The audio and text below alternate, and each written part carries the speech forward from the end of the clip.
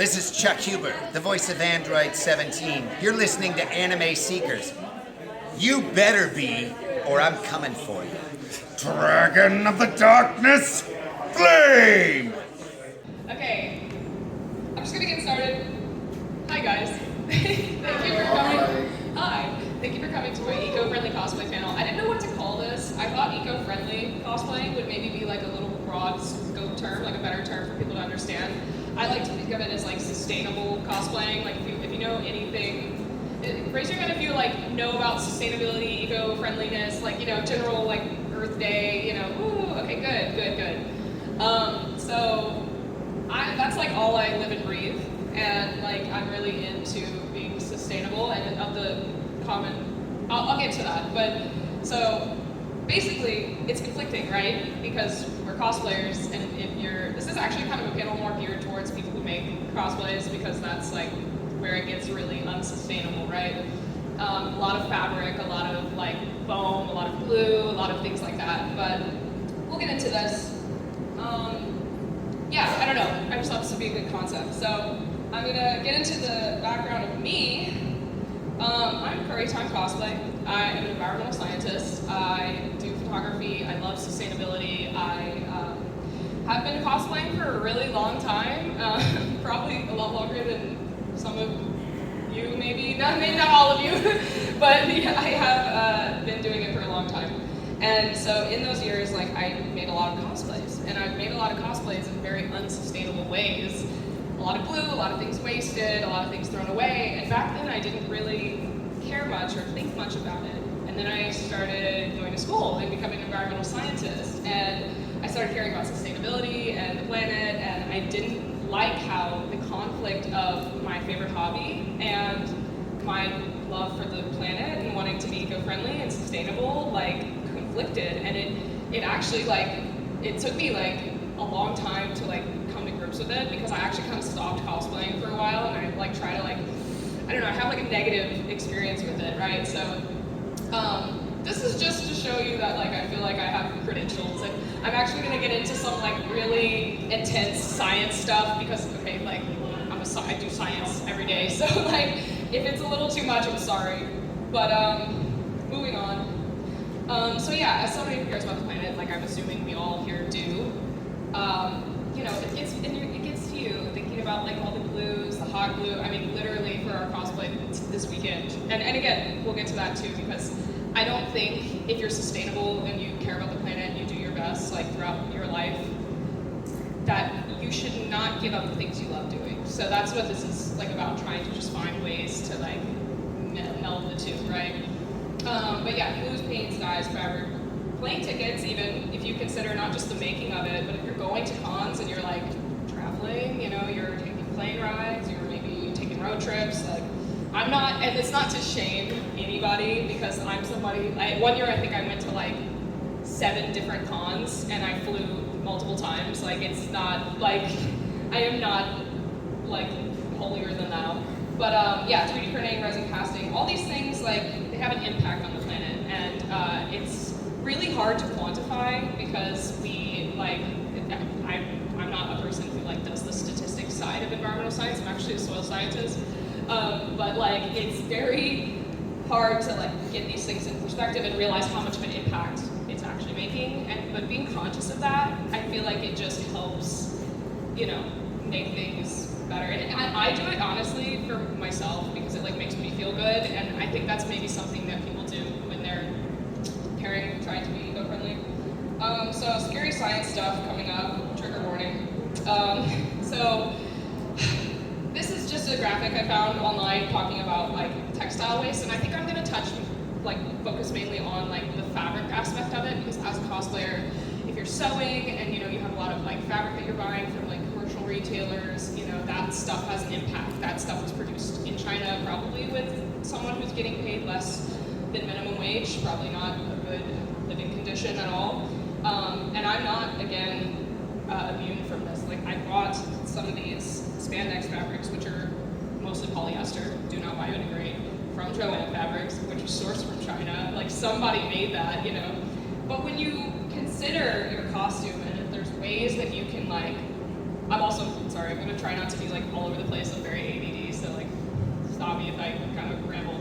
But like for instance, and this is not like this is just an example, for this cosplay, I had a different shirt that I had. This yellow fabric was from another shirt that was very similar to this, and I never wore the shirt, and I didn't like particularly like it. And I was like, let me like use the sleeves from that shirt and put that into this, so I didn't have to buy this material. So, and these are yoga pants that I thrifted, and I was like, why would I go buy the fabric, make that, when I could just find this, repurpose it, right? So that's part of what I'll get into. But anyway, landfill. So this is basically textile waste, textiles being fabrics and clothing.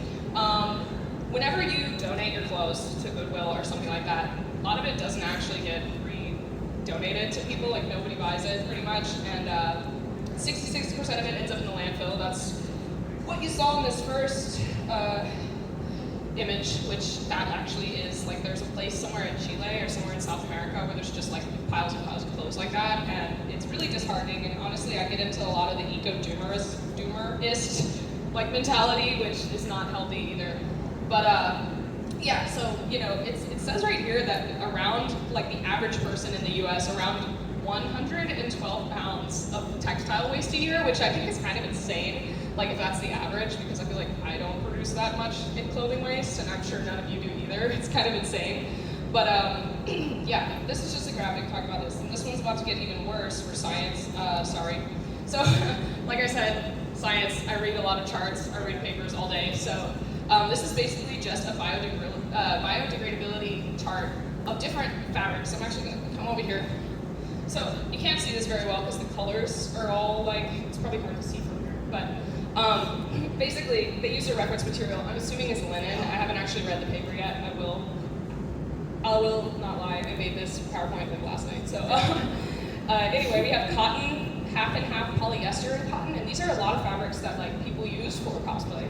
So polyester, 100%. This is 100% polyester. I'm pretty sure spandex, lycra, polyester, all the same. Rayon, which is actually more biodegradable than polyester. So polyester is the worst, right? If I throw, say for instance, this glove outside, it's just gonna break down into like thousands and thousands and thousands of tiny, tiny, tiny little microplastics, and it's never actually going to biodegrade. And the term biodegradable is actually kind of a greenwashing term because like they use this term to say it breaks down, but it doesn't actually disintegrate. Does that make sense? Like it just breaks down into tinier pieces of plastic that then like get into like they actually, it's kind of crazy, but in the soil that plastic uptakes into plants, and then you eat the plants and you're eating microplastic, and so that's kind of crazy, right? But sorry, we'll try not to talk about like my actual school stuff. But anyway, so that blows my mind, and that bothers me because like I make things out of polyester and like spandex, and then those little tiny shreds. I mean, I'm sure if you make your own, if you've sewn anything ever, you cut this, and there's like you see little tiny fibers coming off, right? So that's no bueno.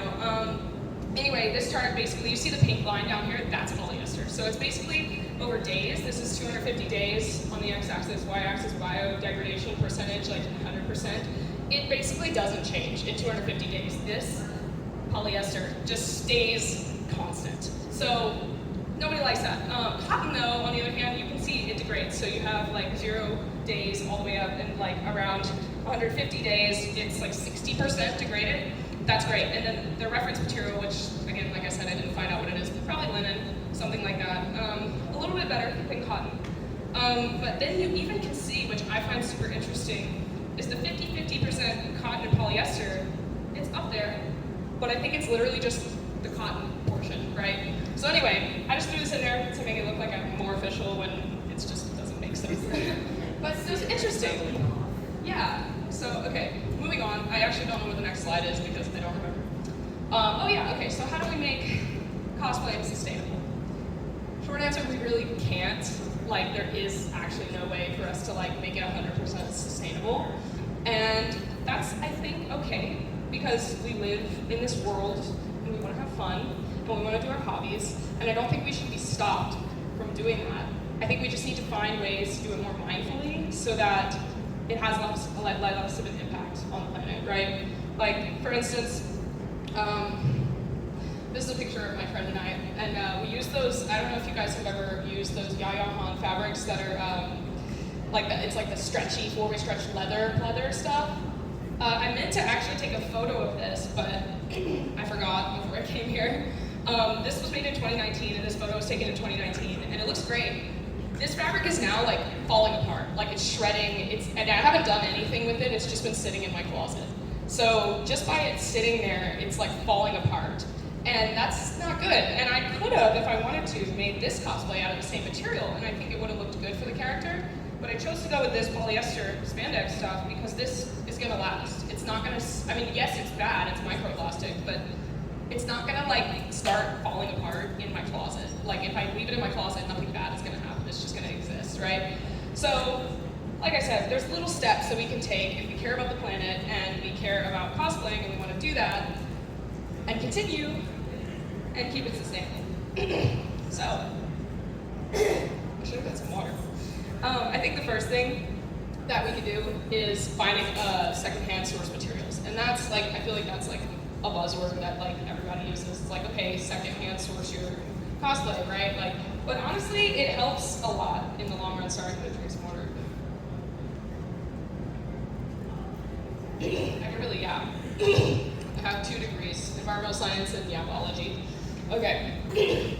So, I have some options here. So, think sustainably, try to shop secondhand. I don't know if you guys have ever been to Goodwill, but I think everyone's been to Goodwill, right? But have you ever been to the Goodwill bins? You know what that is? Does anybody know what the Goodwill bins is? Heck yeah, okay. The Goodwill bins is like the last resort before they chuck all of the like clothes in the trash. And so you can go, not every city has one, some bigger cities have one. I went actually on a trip to Austin, Texas recently, and I went to the Goodwill bins. And it's like this, it's like these giant tables basically full of stuff, and you just sort through, and they weigh it in the cart.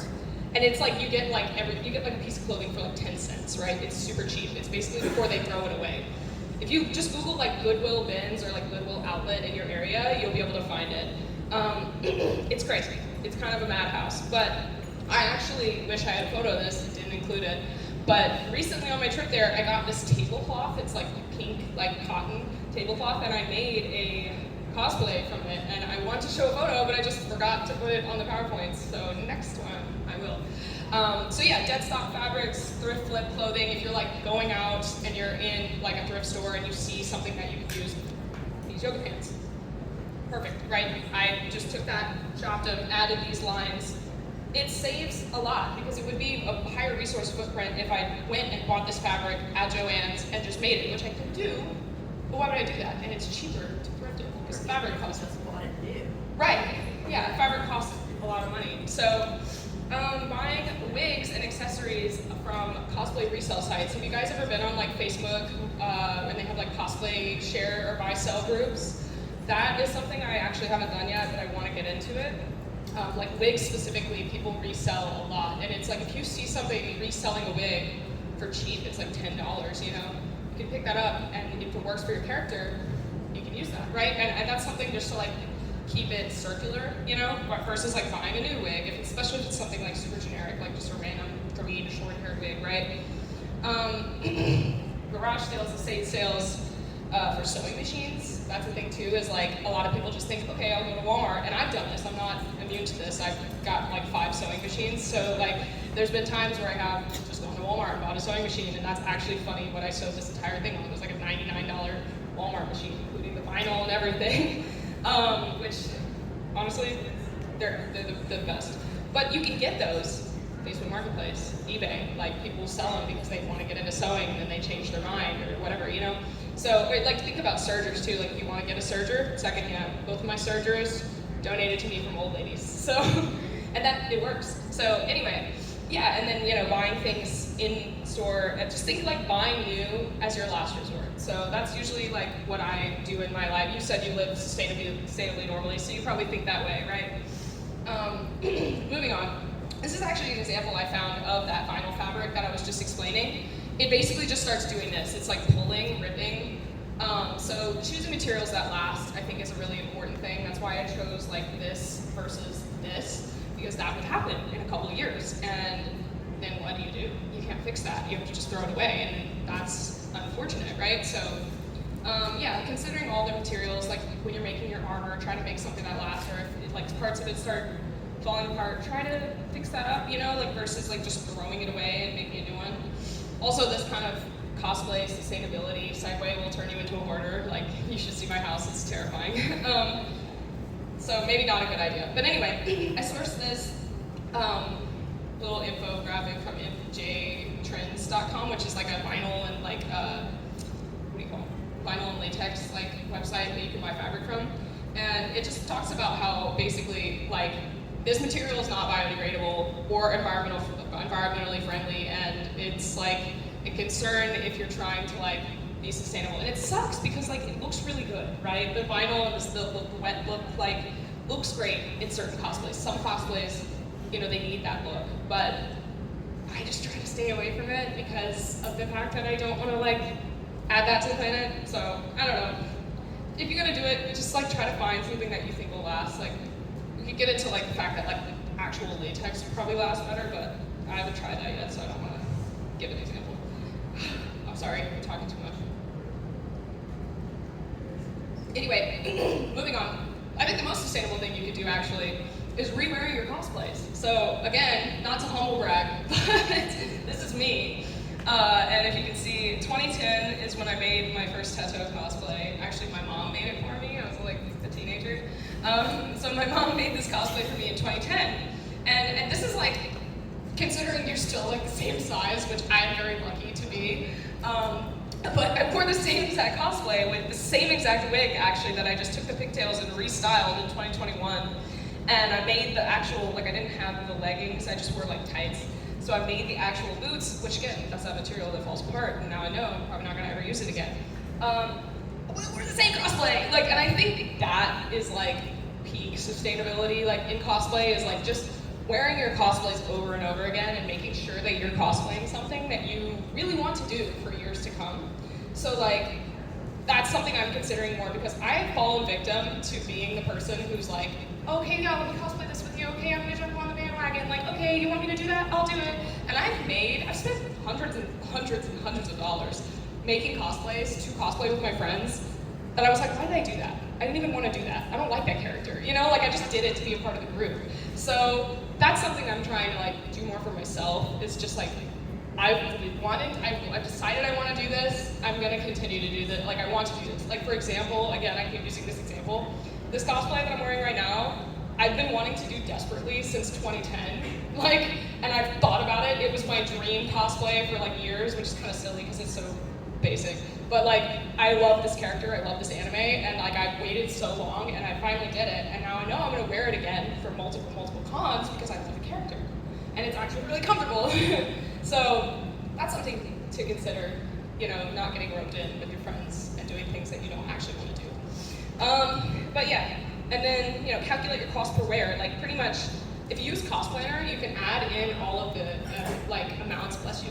You can add in all of the amounts you spent on your cosplay, which is kind of crazy because like I've done that before and I realized I spent like $200-300 making something, and it's like, yeah, you're like, how did I spend this much money? Oh my gosh. Like, so if you do that and then you calculate your cost per wear, like every con, you're saying, okay, like I made this cosplay for WasabiCon, it probably cost me, like if I had to guess how much this cost me, it's probably like somewhere around $200-ish. So let's just say 200, and I went to WasabiCon. So WasabiCon, $200 I paid to wear that cosplay that one time. If I wear it at another convention, that's $100 per con. If I wear it at another convention, you know, we're splitting it up, right? So I can't do math, so I don't know what's a third of, wait, what? Girl math. Yeah, girl math. I don't know what's a third of 200. Anyway, so you know you get my point, right? So, you know, you go to 4 conventions and then you got $50 per cosplay, right? So that's cool, and I like that. So re-wear your cosplays. It's probably the most sustainable thing you could do in all of cosplaying. Like, just keep wearing your cosplays. And that's why I have this extreme example of me in 2010 wearing the same cosplay in 2021. And yeah, so it's also a testament. I have this little right here. It says it's also a testament of how well it's made. Like, if it can hold up that long, the reason this held up so long is because my mom made it. Okay. So moving on, sharing and borrowing your tools and stuff like that. So say like you don't have a serger, but your friend has a serger. And I know a lot of us, like, if we're sewing, and again, this panel is super geared towards like making your own cosplays. I don't actually have any perspective on like not being a cosplay maker because I've always done that. I just don't know. That's cool. Like if you buy your cosplays, that's great. But like I don't really have advice for you because like you know you're buying from like China. I don't know. So I don't have advice. But you know you make like your little like accessories and stuff. So that might like be helpful. Anyway, so if you're using a serger, like and you don't have a serger, go ask your friend if they have one. You know, like a jigsaw, heat gun. I'm saying this. I own all of these things. Do I need to? No. Like I could have borrowed my friend's serger if I wanted to, but I guess I think I had a serger before my friends and the heat gun and jigsaw. But you know, you get the point. Like I was the friend that they should have borrowed from, right? So don't, you know, if you know somebody, you could borrow. And then on top of that, also power tools you can rent from like Lowe's and Home Depot. That's a better option. If I had known about that, I wouldn't have bought all these things, you know. But again, I bought all these things like.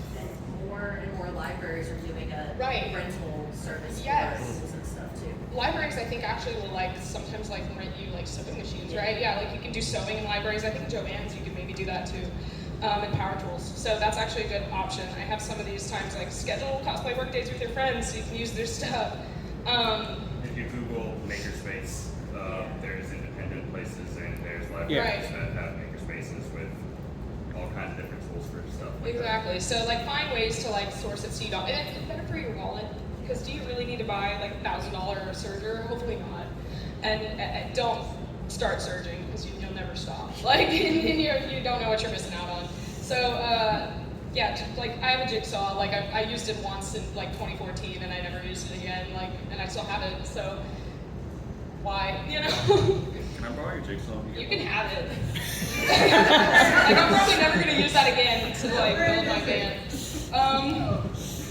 Moving on. In summary, so this panel, I hope it's long enough, but I think I've bored you guys enough. This was really fun. Thanks for actually showing up. I was scared nobody was gonna show up. In summary, sustainable cosplaying is not easy, nor is it like actually really attainable, but if you do sustainability outside of cosplay, I think that shows that you care about the planet. And like a lot of my favorite sustainability creators that I follow, they always talk about don't give up your hobby just because it's not sustainable. You shouldn't be miserable to save the planet. Like, and again, I know people always like to give the argument like it's not on the consumer, the onus is on the companies. But like, who supports the companies? You buying from Amazon? Like I bought from Amazon. A lot of my cosplay stuff has been bought from Amazon. This wig is probably bought from Amazon. I bought it like 10 years ago, I don't remember. So I'm not shaming anybody, but like, you know what I mean? Like we are the ones who are driving that. So it helps, and it also just makes, it's like a personal thing. It just makes me feel good. So if it makes you feel good too, then do your best, you know? So yeah, even though cosplay is like probably the most environmentally detrimental crafting hobby on the planet, I think we can still have fun, you know, and we can still do stuff that will be good. Like for example, these boots, they're made with like the stiff, non-stretch marine vinyl that you buy at like for like boating like things. This is terrible to sew, but if you can manage to sew it and make it work, it's not gonna fall apart. Like if the stretchy, the 4-way stretch stuff, it breaks. It breaks. Yeah, you don't want that. So I have some recommendations if you guys are actually into sustainability outside of cosplay, because I think sustainability appeals to like everything, but it can appeal to cosplay too. So some of my recommendations of my favorite YouTubers to follow if you're interested and you want to hear more about not just cosplay sustainability, which I don't think any of them are cosplayers, but just sustainability in general, right? Yeah, so my favorite eco-friendly YouTubers are The Simple Environmentalist. She does a lot of like 101 swaps, stuff like they all do 101 swaps and stuff like that. But I have Simple Environmentalist. She's on YouTube, Instagram. They're all on YouTube, Instagram, everything. This is like the goat of sustainability, Shelly Vizzle. She's on YouTube. She makes a lot of videos. She goes in depth about a lot of things, and it's really interesting. I've learned so much from all of these people. And then we have Get to Mary. She does like intense breakdowns of like the sustainability of certain things. So she'll do like breakdowns of like the sustainability of coffee, breakdowns of the sustainability of like plane tickets, or like breakdowns in sustainability of like different little things. And it's actually super interesting because she has a lot of research that she puts behind all of her work. So I love that. But if you guys want later, I can like can take a picture if you're interested, but just let me know. I have it on my PowerPoint. Yeah, and then there's another gift of me. Thank you. So, any questions? Thank you so much for coming to my first ever panel. I'm so happy that people actually showed up and made the parking worth it. Because I was like, if I pay for this parking and nobody shows up, I'm gonna be so upset. Any questions?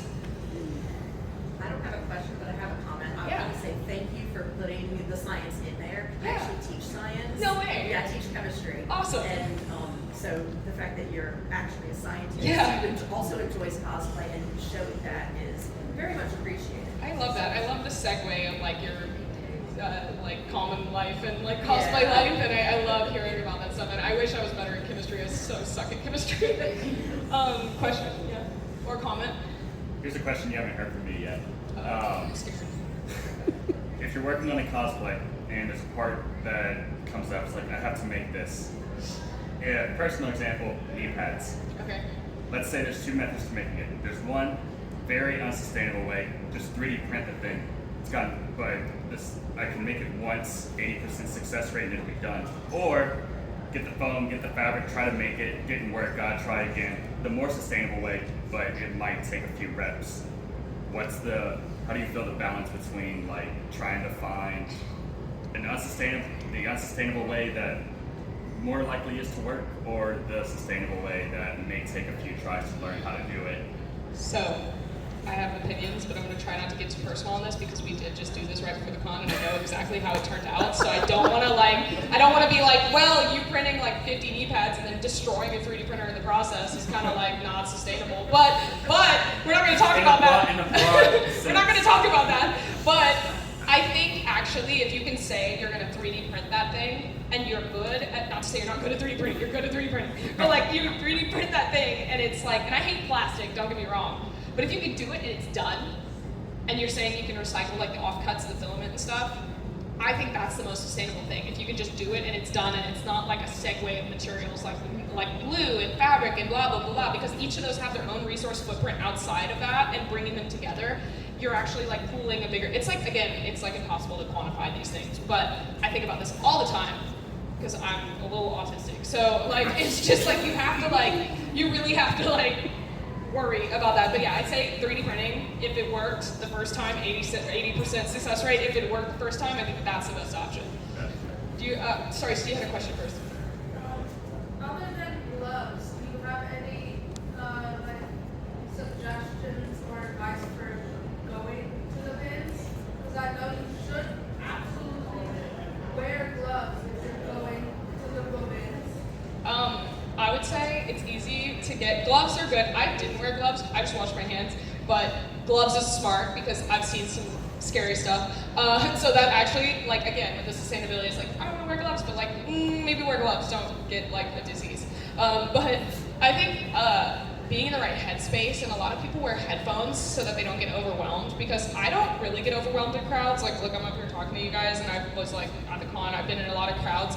Something about the Goodwill bins just gives me anxiety. Like, people literally, they'll line up, and then they make them wait, and they yell at them. They're like, wait, and then like someone brings out the new bin, and they all rush it. They're like, and they're like stealing, taking everything out, and I'm just like, whoa, okay, this is making me uncomfortable. Like, so if you get overwhelmed easily, or like not even easily, because I don't, like I like almost had a panic attack because of how intense it was. So depending on where you are, just take that and keep that in mind, because it is a little stressful, but it's worth it. I got some really good stuff for cheap. I actually got a chemistry textbook for like 30 cents.